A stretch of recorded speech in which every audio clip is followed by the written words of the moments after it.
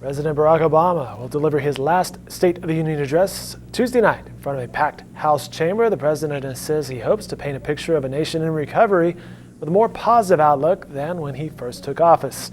Joining us from Washington, D.C. via Skype, Chris Castile. How are you, sir? I'm doing great, Dave. Thanks. How are you?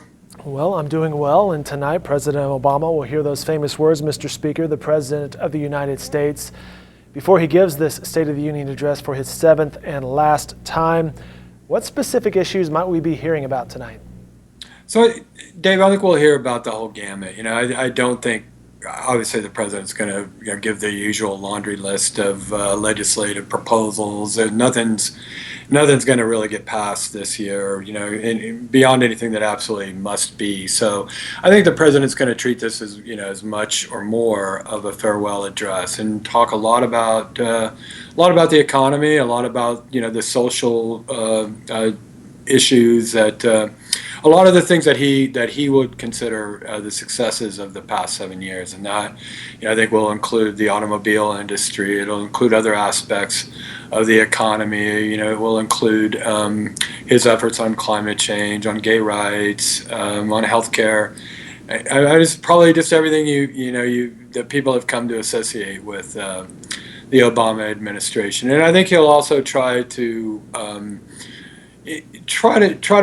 lift up the nation's view of things that are happening today. A lot of which obviously is colored by still poor economic conditions in some areas and the threat of terrorism, and paint kind of a hopeful picture of the future. Talking with Chris Castile, he's joining us via Skype from Washington, D.C. He expects tonight during the State of the Union address by President Obama, the president, to frame what he sees as his lasting achievements, but he'll likely address some things such as terrorism and gun violence, right? Clearly, and I think the White House has already said, that as far as, the gun violence, the symbolic empty chair in the chamber tonight will represent, I believe, child victims of gun violence in the United States.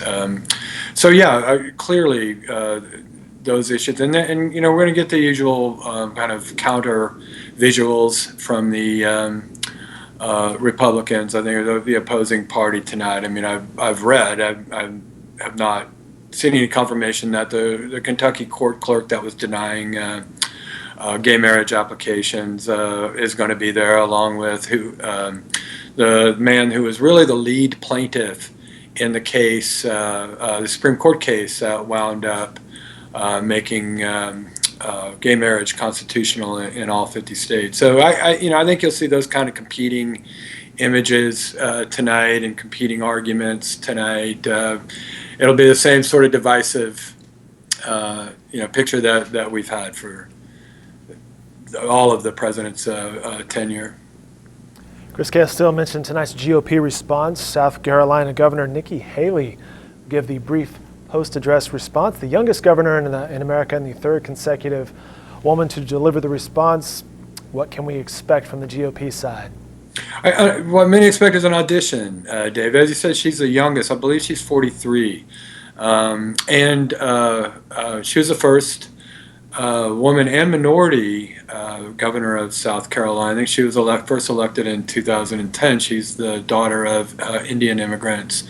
And there's a lot of speculation about her, of course, for the vice presidential nomination because she's and not just because of the demographics at work, but she really had a big national spotlight on her last summer after the horrific attack at the South Carolina church by the white supremacists, and which led to the whole debate about the Confederate flag still flying, in the capital of South Carolina. And she came out very forcefully and said, "It's time, that this come down." So, that may be primarily what the nation knows about her, and they'll get to know her better tonight. It's been a bit of a mixed bag, as everybody knows. These GOP responses, but I think for the most part, just for one example is Marco Rubio drinking water. That's right. which is an odd thing to kind of focus on. But and then Bobby Jindal, the former governor of Louisiana, it was widely, I think, felt that he bombed in his response. But so I think it'll be interesting. I've heard her speak. She spoke and attended a press conference with Governor Mary Fallin and. At the Democratic, they were kind of responding to the Democratic National Convention in Charlotte, North Carolina in 2012.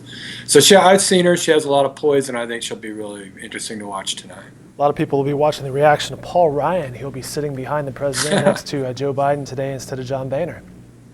Yeah, it'll be a first. Very inside the Beltway story. In the last couple of weeks, they shaved off his beard, so he's clean shaven now. So, yeah. So I guess for whatever portion of the State of the Union audience interested in his facial expressions tonight, to watch him and Biden together. Fantastic. The State of the Union address, 8 p.m. on all the major networks. You can watch it online as well through whitehouse.gov and on the radio through NPR and Chris Castile's analysis and context. We always appreciate it. Thanks for your time, sir. Glad to do it, Dave. You can find more of that on newsok.com and in the Oklahoma